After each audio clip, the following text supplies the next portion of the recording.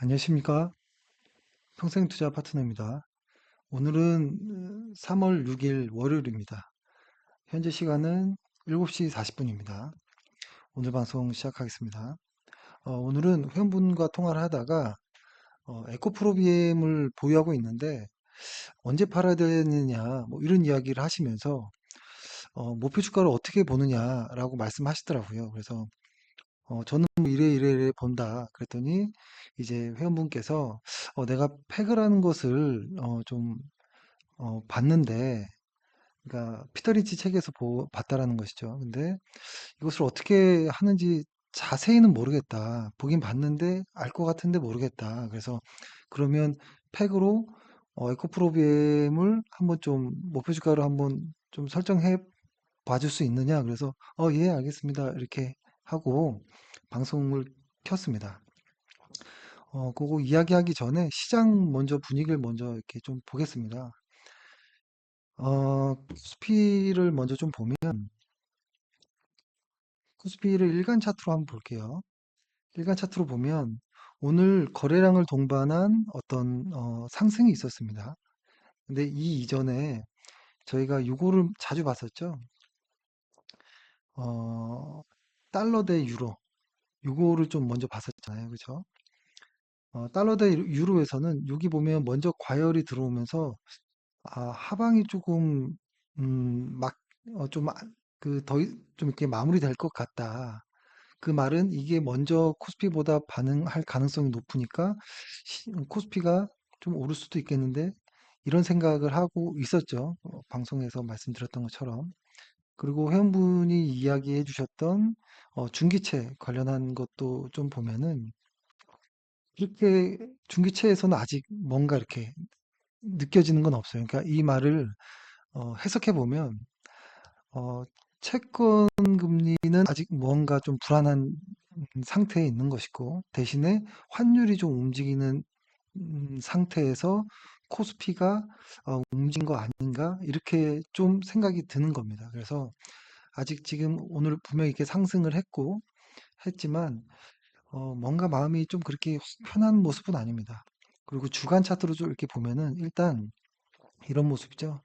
요거 이야기를 자주 들었었죠. 요 모습이 예를 들어서 이게 만약에 이렇게 깨고서 깨지지 않고 이렇게 들어 올라간다면 추세가 반전될 가능성이 높다라고 이야기를 했는데 이번 주에 이렇게 월요일 첫날부터 올라오는 모습이 보였고 이것은 조금 변화될 가능성도 있습니다. 그래서 계속 보는 것이고 근데 다만 주간 차트상의 거래량이 전주보다는 좀 약하죠. 이 거래량이 이렇게 불쑥 좀 이렇게 전주보다 이렇게 좀 튀어 올라오는 거래량과 MACD 오실레이터가 지금 파란색에서 붉은색으로 바뀌는 이런 모습까지도 좀 확인되면 아, 좀 늦더라도 추세는 좀 이렇게 가겠구나, 변했구나. 그러니까 이 하락 추세가 마무리되고 상승 추세로 가는구나 정도를 어, 늦게라도 좀 알 수 있겠죠. 어, 요 이 뭐라고 하나요? 요 위에 이렇게 막혀 있는 요 구간을 이번에도 테스트하고 빠질지 돌파할지는 아직은 모릅니다.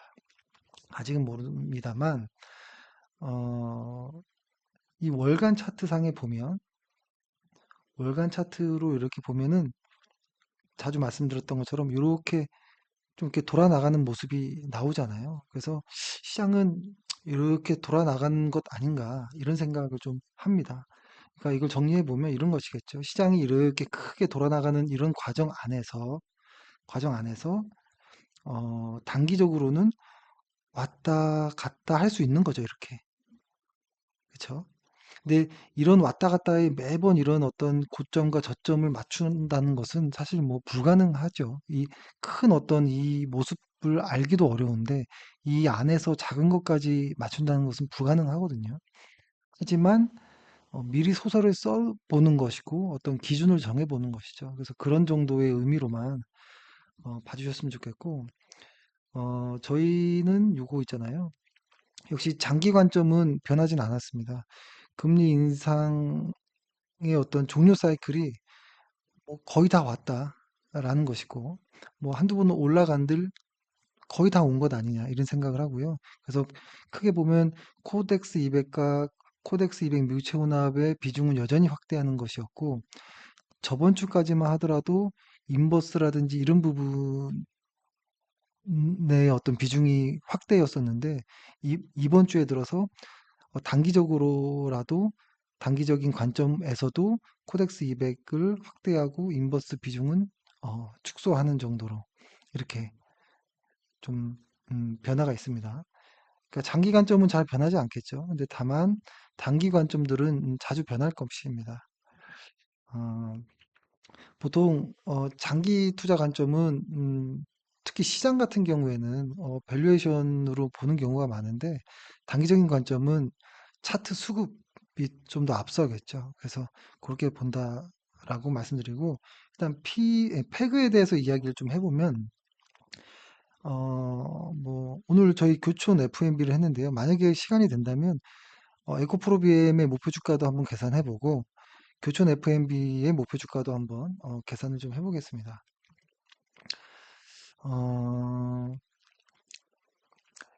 에코프로비엠 펴볼게요. 에코프로비엠을 펴보고 실적란을 펴보고 맞죠?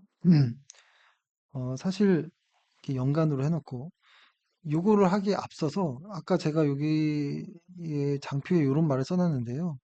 패그는 아무 종목에서나 다 하는 건 좀 그렇고 실적 혹은 차트가 정배열되는 어떤 상황에서 사용했을 때 가장 좀 효과가 있었던 것으로 어, 저희는 테스트 결과, 저희의 어떤 백테스트 결과는 그렇게 나왔는데요. 이 과거의 결과지 미래의 결과는 아닐 수 있습니다. 근데 다만 과거에는 그랬다라는 것인데 예를 들어서 실적의 정배열이라는 것은 이게 보이실지 모르겠는데요. 이거 한번 늘려볼까요? 이렇게 크게 늘려서 좀 확대를 해볼게요. 이렇게. 오, 크네요. 이러면 보이시겠죠? 이 정도. 이렇게 보면은 예를 들어서 매출의 어떤 정배열, 우상향, 계속 매출의 숫자가 계속 위로 증가하고 있죠. 이렇게. 그렇죠? 요런 상태. 그러니까 영업이익도 마찬가지일 거고 대략적으로. 근데 여기 뭐 아닌 경우도 있겠지만 근데 저희가 보는 그 과정은 현재가 2023년 초잖아요. 그렇게 된다면 적어도 어, 한 2년, 3년 정도의 과거 정도의 어떤 방향성과 현재라고 해보면 미래, 적어도 앞에 1년 정도의 방향성까지 우상향 된다면 아, 실적이 우상향 하는구나 이렇게 보고요. 차트의 우상향이라는 것은 뭐 단순하죠. 뭐 200일 위에 주가가 있다거나 200일과 50일 이동평균선이 뭐 정배열돼 있거나 이러한 어떤 모습입니다. 근데 그래서 이게 어떻게 보면 똑같은 말이기도 한데요. 과거의 실적이 이렇게 쫙 우상향하고 이게 연간이잖아요. 분기 실적까지 분기로 쭉 우상향을 하면 보통 이미 정배열되어 있습니다. 근데 가끔 정배열이 되어 있지 않은 상태의 종목을 팩으로 계산하다 보면 뭔가 이상할 때가 있어요. 그래서 딱 보면 실적이 꾸준히 우상향하는 게 아니고 실적이 들쑥날쑥한다거나 혹은 미래 실적이 좀 하향되거나 뭐 이런 경우들이 있어요. 그래서 별건 아니지만 두 가지의 실적과 차트를 같은 방향, 우상향인지 확인하는 것도 좀 중요한 것 같습니다. 이렇게 에코페이블 BM은 뭐 그런 모습이죠. 실적이 우상향하고 차트 볼까요? 차트는 뭐 말도 안 되게 우상향하고 있는 모습이죠. 이런 과정에서 한번 실적을 좀 이렇게 본다면 어, 일단 필요한 게 있습니다. 일단 패그라는 게 무엇이냐라고 해야 되는데요. 패그라는 것은 좀 두껍게 할게요. 다 보이게. 그러니까 저희가 회원분들이 연배 있으신 분도 계시고 눈이 안 좋으신 저처럼 눈이 안 좋으신 분도 있으니까 좀 크게 쓸게요. 이 패그라는 것은 PER과 어닝을 나누는 다라고 보시면 되는데요. 그러니까 EPS의 증가율, PBR 이렇게 나눈다라고 보시면 될 것 같아요. 사실 이거에 대한 깊은 어떤 이야기도 많이 있어요. 왜 EPS의 증가율은 PER만큼으로 봐야 되는지 라든지 예를 들어서 피터 린치가 얘기하는 0 PBR 이 페그가 0.5 정도에서 매수하는 것 이런 종목들을 찾는지 그렇죠? 그리고 뭐 영국의 짐 슬레이터 같은 경우는 왜 0.66배 정도 그러니까 0.7배 정도의 기업을 찾는지 뭐 이런 것도 있죠. 근데 매도 이야기는 잘 나오지 않았던 것 같은데요. 제가 과거에 자료들을 좀 찾아서 테스트해보고 그때 당시 매도 때 실적과 비교해본 결과 피터 린치는 0.5 정도에서 매수하고 1.5 정도면은 매도를 했던 것 같아요. 그리고 그 위에 거품이 발생해서 2배 정도까지 올라가는 경우도 있었지만 어, 요 언저리에서 봤던 것 같거든요. 그리고 대형주 같은 경우에는 반대로 시장이 안 좋을 경우에는 페그가 한 1배 정도 됐을 때 보통 끝이 나는 경우들도 많이 있었습니다. 그래서 이런 걸로 해가지고 볼게요. 그러면은 이 페그라는 것은 PER과 EPS의 증가율을 나눈다 했죠. 그럼 우리가 맨 처음에 구해야 되는 것은 어, PER을 구해야 되는 거고 그 다음에 EPS 증가율을 구하면 됩니다. 그죠?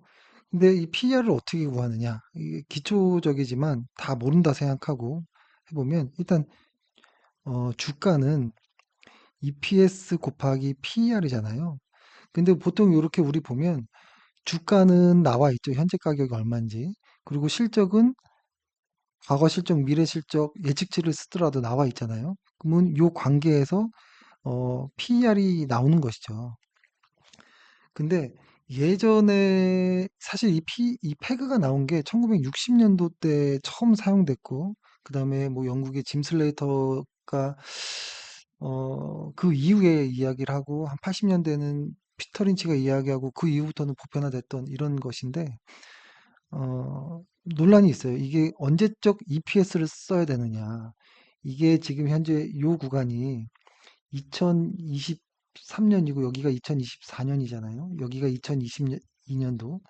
근데 지금이 초니까 거의 2023년 말 것까지만 써도 괜찮은 정도이고 만약에 좀 더 미래 거를 보고 싶다면 2024년도까지 장기 투자의 계획이 있다면 요 정도까지의 EPS도 활용해 볼 수 있다라는 것을 좀 말씀드리고요.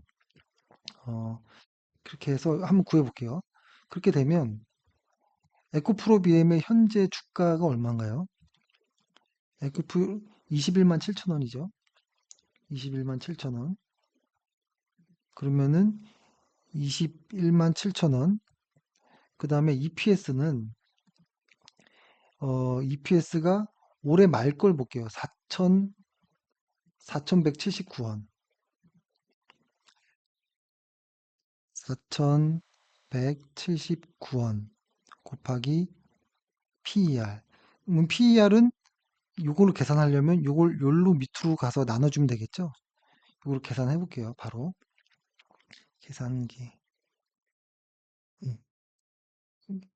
21만 7천 원 나누기 4,179원 하면 51배, 그러니까 52배 정도의 PER이 현재 나와 있네요. 그죠?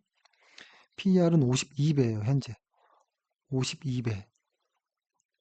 그러면 이제 계산할 게 쉽네요. 그죠? 요거로 계산하면 되잖아, 하면 되잖아요. 패그는, 패그는 EPS 증가율분의 PER. 그죠? 근데 PER이 52배가 나왔죠? EPS 증가율만 구하면 되겠네요, 그러면. 사실 근데 EPS 증가율을 구하는 것도 이야기가 많이 있을 수 있어요. 여기서부터 여기까지, 작년 거에서 그러니까 22년도 거에서 23년도의 증가율만 할 것인지 아니면 과거 한 3년도부터 지금까지 혹은 올해 말까지의 평균 성장률을 구할 것인지 다 다양하거든요. 근데, 어, 일단은 그냥 심플하게 이거는 다양하게 한번 구해보세요. 저는 요것과 요것만 비교해 볼게요. 어, 여기 보면은 4179죠. 4179 나누기 작년 거 2751는 빼기 1는 곱하기 100 하면 성장률이 이렇게 나오거든요. 역시 50, 그러니까 52% 정도라고 보면 되겠네요. 그죠? 증가율이 여기에서 이만큼 증가하는데 52% 정도 증가한 거예요. 52%. 그러면 계산이 다 됐네요. 이게 보면 이게 1배가 나와버렸어요. 1배. PB, 패그 1배. 패그 1배가 나왔거든요. 근데 보통 시장이 안 좋거나 이럴 때는 패그 1배 정도, 그러니까 현재 21만 7천 원이라는 에코프로비엠의 패그는 1배거든요. 근데 만약에 시장이 좋고 PER이 확장된다. 그러니까 예를 들어서 이런 거죠.